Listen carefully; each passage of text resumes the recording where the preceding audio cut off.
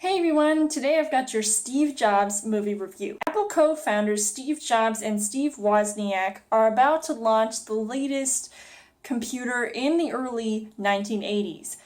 But how much will it cost Steve Jobs in the future? So as far as the story goes, this movie is directed by Danny Boyle, who I am actually a huge fan of. He's made some pretty good movies in the past, and he, with the help of writer Aaron Sorkin, focus on the life of Steve Jobs through different eras in his life while there are all these different Apple product launches in his career. I feel like it was a really great movie from the beginning, and I'm surprised that it's not getting as much attention from audiences recently. It actually does focus more on the, product side to this. He's got a family, he's got a daughter, apparently.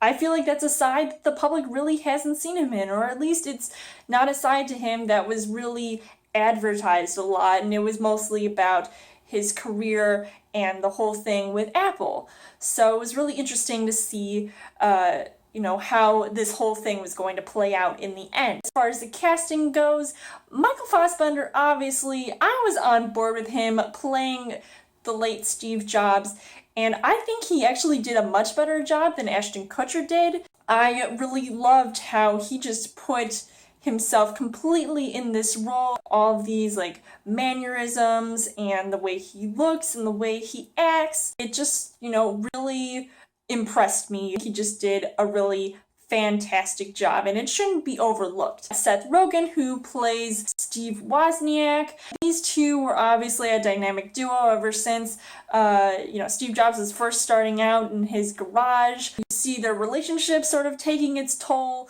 but there's obviously a good reason for that, and I really liked seeing this pair on screen. Nobody can also be an even better pair. You've got Kate Winslet, who also plays a personal assistant to Steve Jobs. She also did a really nice job because she was sort of trying to get to the core of his character, and just seeing, how she can help out in any way that she can, and she was just trying to make things better for him in his life. Got Jeff Daniels, who plays the boss guy, and I think those scenes that he did with Michael Fassbender, and they were arguing back and forth, I thought that was just really awesome to see. The things that I liked about this movie, right off the bat, I'd have to say the score was pretty impressive. It really got me hooked into listening to this movie. Overall, the mindless chatter. Thanks to the writing, you've got a lot of comedic scenes. I was really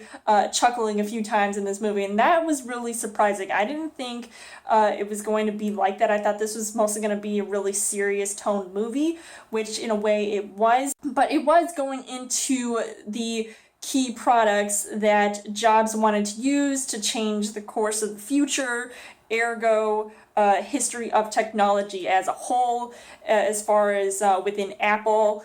And it's interesting to see or hear the business side to this whole story, and I didn't think I was going to enjoy that, but I mean, as a person who really loves Apple products in general. I have an iPod, I had a few iPods, and I have the iHome, and I just really liked seeing a movie about technology. I'm really into that stuff. It's like that show, Halt and Catch Fire, so it's kind of that sort of thing. Also, I liked how, and I don't know if this was done intentionally, but the changing of the film, in the beginning it seemed more grainy and old, and then all of a sudden it started to gradually look more crisp and clear like films look nowadays, translate the history of the changing times. So I thought that was really cool. Unfortunately, the thing that I didn't really like about this movie, I wish they spent a little bit of time talking about some of the more specific products that were coming out, instead of just oh, I'm just gonna present it, to an audience and go on stage, but then they just cut to a different scene or a different time period. I mean, it was acceptable because then the movie would be like over 3 hours long. Overall, I would say that Steve Jobs was a pretty impressive movie. I honestly encourage people to see this because it is just a different movie.